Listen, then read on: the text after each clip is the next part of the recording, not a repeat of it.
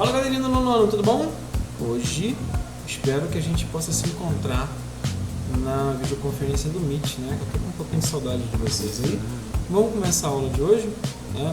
Depois eu vou colocar na plataforma o link para que vocês possam ter acesso à videoconferência, tá? E a gente está entrando no módulo 4. Eu pulei o meu capítulo de biologia que fala de genética e vamos terminar química, as funções químicas. Dá uma olhada na aula de hoje aí, tá? E eu vou muito devagar nesse capítulo, talvez umas 2 aulas para poder fechar ele, essa e mais uma, entendeu? Talvez 3 aulas, eu vou botar o que eu puder na plataforma sobre elas, tá? Mais um material de apoio. Hoje a gente vai até nomenclatura dos ácidos nas funções químicas, mas vamos dar uma olhada com calma. Se liga aí.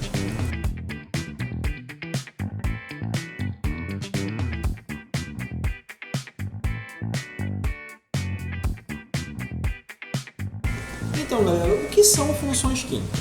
Né? A gente vai tratar sobre as funções químicas do tipo inorgânica. Né? São aquelas funções que a gente encontra no cotidiano, como ácido, sais, bases e óxidos. Tá? As primeiras que a gente vai estudar são as ácidos e bases. E eu vou chegar até a nomenclatura dos ácidos, como eu falei lá na primeira parte da nossa aula. O que acontece? Primeiro eu vou colocar aqui para vocês no próximo slide que eu tirei do livrinho de vocês, justamente algumas dessas funções que a gente encontra na natureza. Por exemplo, ali tem a carne, o suco de laranja, o sabonete e um furgão que está sofrendo oxidação, está sofrendo ferrugem.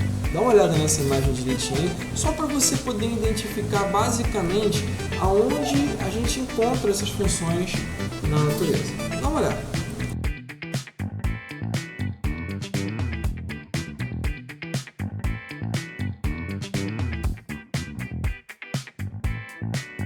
Então, galera, vamos analisar basicamente essas funções inorgânicas que a gente estudou ali. Ácidos e bases, né? Arrhenius foi um cientista que pesquisou de que maneira? Ele foi testando algumas substâncias químicas em meio aquoso e foi verificando que essas substâncias liberavam íons de H+, que faziam característica dos ácidos, e íons de OH-, que fariam características das bases. Tá? Vamos dar uma analisada aí nesse slide, né, justamente o que o Arrhenius comentou, e eu vou dar uma sequenciazinha para vocês aí.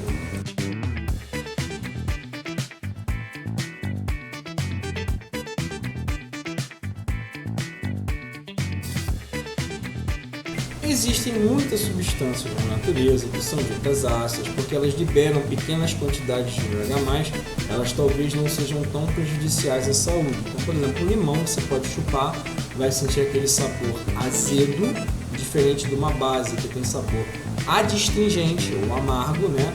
É simples, olha como é que você vai lembrar facilmente. Quando você toma uma limonada, você sente uma pontadinha lá no início da língua.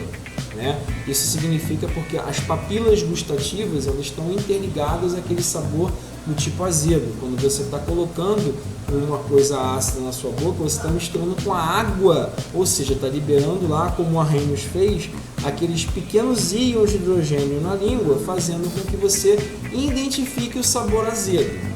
Como, por exemplo, quando você come um chocolate meio amargo, você sente um peso lá atrás na língua. Então você sente aquele sabor adstringente. Ou seja, galera, como é que você tem essa diferença básica? Não sai colocando na boca qualquer substância que é ácida, porque isso é perigoso. Se você colocar o ácido sulfúrico na boca ou até no seu dedo, a bateria do carro tem ácido sulfúrico. Vou testar, perdeu o dedo. Pois é, então assim, para isso foi feito um estudo seletivo, para identificar basicamente o que são esses ácidos e bases. Então, preste atenção. Todo ácido em meio aquoso libera íons de hidrogênio. Tudo bem?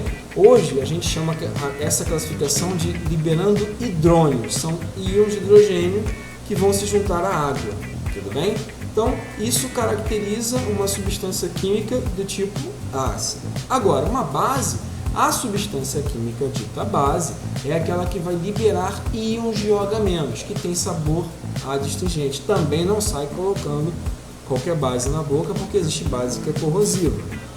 né? Por exemplo, o hidróxido de cálcio é uma base altamente corrosiva, mas o chocolate tem algumas estruturas feitas de base, né, que dá aquele pezinho na língua, como eu falei com você. Quando você está com acidez muito grande no estômago, você toma aquele líquido, leite de magnésio, que é chamado de hidróxido magnésio, para você neutralizar os ácidos que estão estomacais. Ah, professor, você está falando sobre o estômago? Sim, vamos falar um pouquinho sobre o ácido estomacal, o HCl, que é um ácido do tipo clorídrico, né? Que é um hidrácido, um ácido que não tem oxigênio. Eu já vou ensinar você a colocar nomes nos ácidos. Tá? Então, fica ligado aí, né, e vamos fazer uma análisezinha do que mais ou menos indica que uma substância química pode ser ácida ou pode ser básica.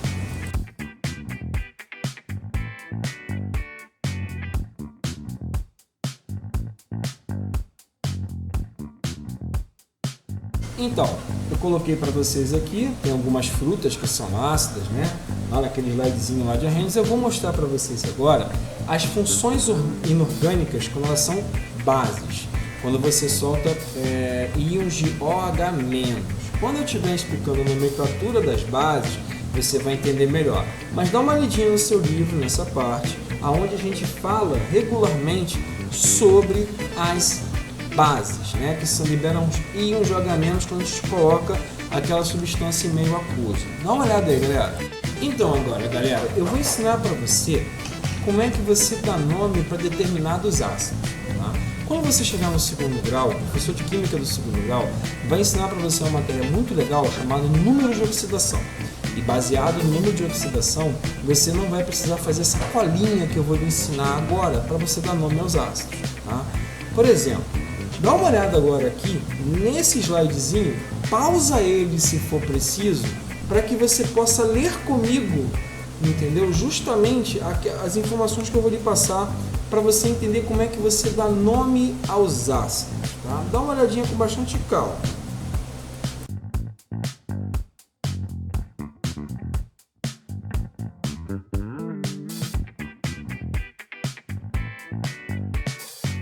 Então, galera, o que são hidrácidos?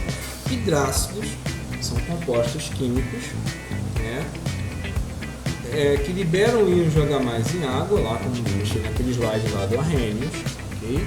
Que não possuem oxigênio, é só o hidrogênio, okay? E um ânion correspondente. Tá? Ali vai ter uma tabelinha que eu coloquei para vocês, você não vai conseguir enxergar no slide, mas não se preocupa, porque eu tirei ela da internet. Você pode achar essa tabela legal no seu celular, no seu livro, onde você estiver fazendo a sua pesquisa, e você vai ver essa tabela de ânions, tudo bem? Preste atenção, o ânion, quando você tiver ele sem oxigênio, porque quando você tiver ele com oxigênio, ele é um oxiácido.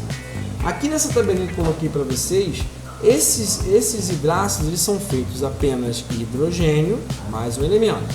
Por exemplo, toda vez que você achar um ânion cujo nome é eto, o final do ácido vai se chamar hídrico. Então, por exemplo, ali em cima, se for o caso, volta o slide e dá uma olhada, é o seguinte, HCl.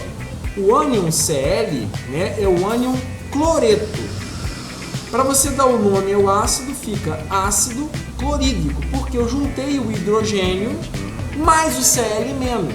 Aí eu formei ali ácido clorídrico. Então, por exemplo, o ânion Br- é o ânion brometo. Então, você vai formar o ácido bromídrico. Tá? Por exemplo, o ânion iodeto, você vai formar o ácido iodídrico. O ânion sulfeto, você vai formar o ácido sulfídrico. Ok? O ânion fluoreto, você vai chamar ele de ácido fluorídrico, ou seja, todo ânion que você achar numa tabela de ânion, ok, que estiver sozinho, sem oxigênio, vai formar um hidrácido correspondente, ele vai ter como nome o final eto e você vai colocar, quando você formar um ácido, o ácido clorídrico, bromídrico, iodídrico, sulfídrico.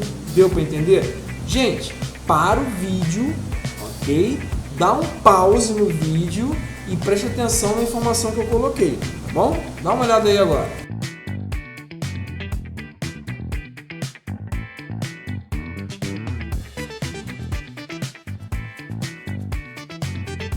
Então, se eu tenho os ácidos que são hidrogenados, entendeu? Sem oxigênio, né? Os hidrácidos, eu também tenho os oxiácidos, aqueles ácidos que na sua composição eu vou ter tanto hidrogênio que caracteriza a função ácida, como também vou ter o oxigênio, né, acoplado nele. Aí você vai deixar de ser um hidrácido e se tornar um oxiácido. Preste atenção e fica a dica. Como é que você vai dar um nome a esse cara? Você vai olhar numa tabelinha de ânions, você vai ver que o ânion correspondente a ele vai possuir uma função, um oxigênio na molécula, entendeu? Por exemplo, lá, o ânion NO3, né? É o ânion nitrato, o ânion NO2 é o nitrito. Então, como é que você fica a dica para aprender? Eu coloquei lá para embaixo, é uma dizerzinho como eu aprendi e vou ensinar para você também. Bico de pato formoso periquito, né? Toda vez que você vê um ânion com o final ato, você vai chamar o ácido de ico, né?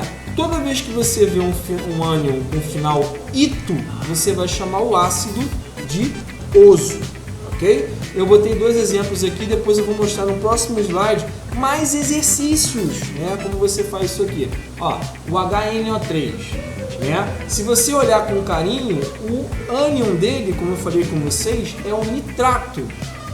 Agora, o ácido correspondente a ele é o ácido nítrico, ok? Agora, embaixo eu coloquei para vocês o ânion nitrito. Quando você faz a correspondência lá do formoso periquito, fica o ácido nitroso. Eu vou dar outros exemplos aqui mesmo. Por exemplo, eu não coloquei no slide, mas tem no próximo exercício. Olha lá, o sulfato, né? Fica ácido sulfúrico, aquele mesmo ácido que eu comentei que fica dentro da bateria do carro, ok? O ânion sulfito fica ácido sulfuroso, tudo bem?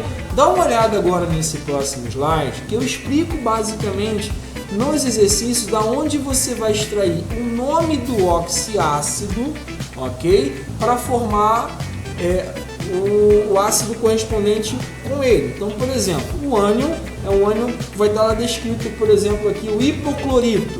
Vai ficar o ácido hipocloroso. Você tem que tirar os dois radicais e colocar juntos, tá bom? Dá uma olhada nesse próximo slide que eu vou fazer o passo a passo dele com vocês.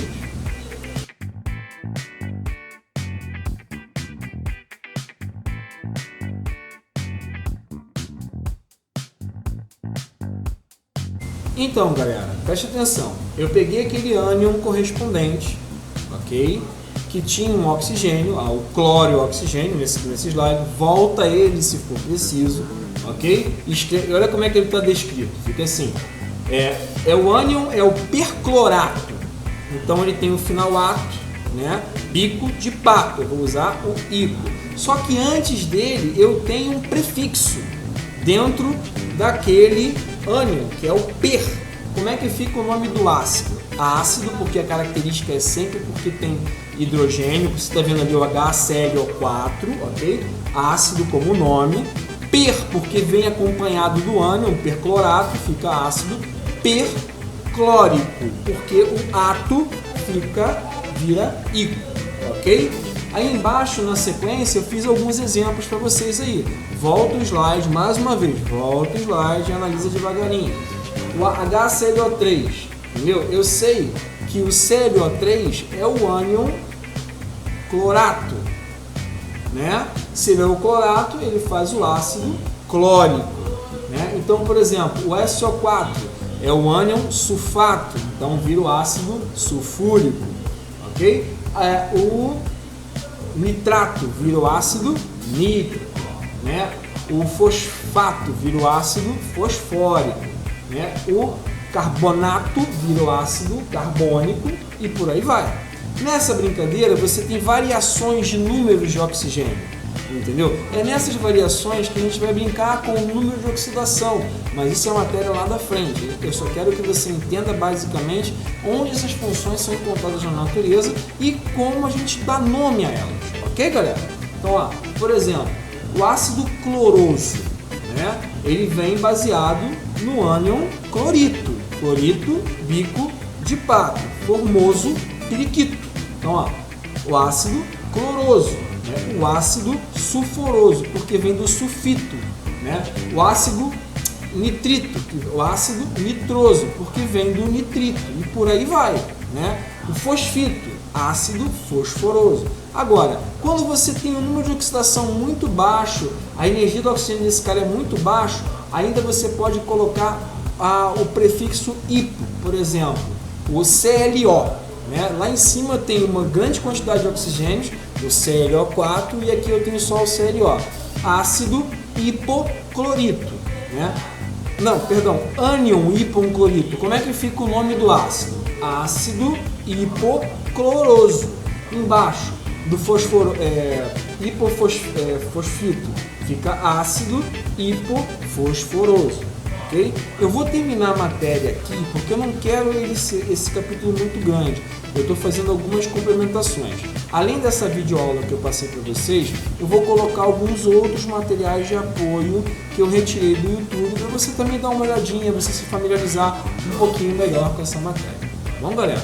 Então, na semana que vem é feriado, eu possivelmente posso postar um conteúdo para poder fechar na terça, na quarta, na quinta, fora do meu conteúdo, para que na outra semana que seja anterior ao teste, a gente fechar esse capítulo, ok?